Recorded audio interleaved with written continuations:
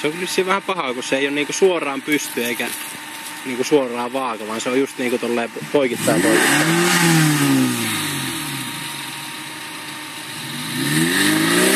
Onneksi siellä on mänty takana, niin se ei tipa alas asti. Pituisen kalloilla on toi toinen rengas.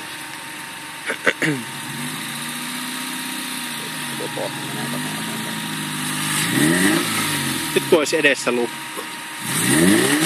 Jos olisi edessä lukko, niin kyllähän se tosta menisi.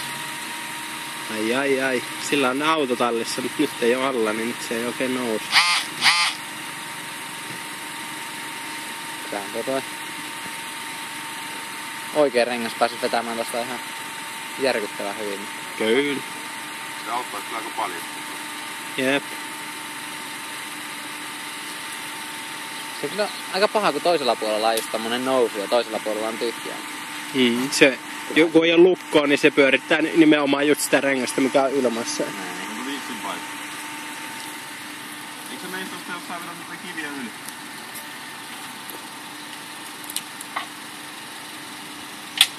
Johan. Se on vetänyt tosta niinku renkaat noitten kivien yli.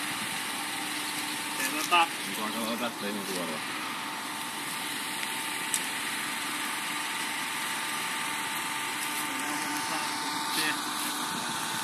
Niin se ei oikein halunnut enää liikkua eteenpäin tuosta. Ja sit se nojaa määntyy vasten. Niin mä sanoin just, että hyvä kun on puutakaan, niin ne ei mene ihan alas asti. No sit, jos tuosta pääsis peruuttaa, niin mä sain sen ajolinjan korjattua, että se on nyt huono, että siinä on puu. Aivan.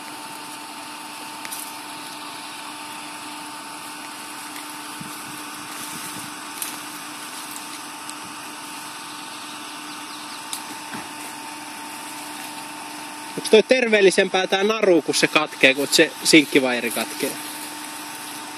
Oo, se sitäkin. Ei tuu ihan yhtä kovaa päin näköään. Jep.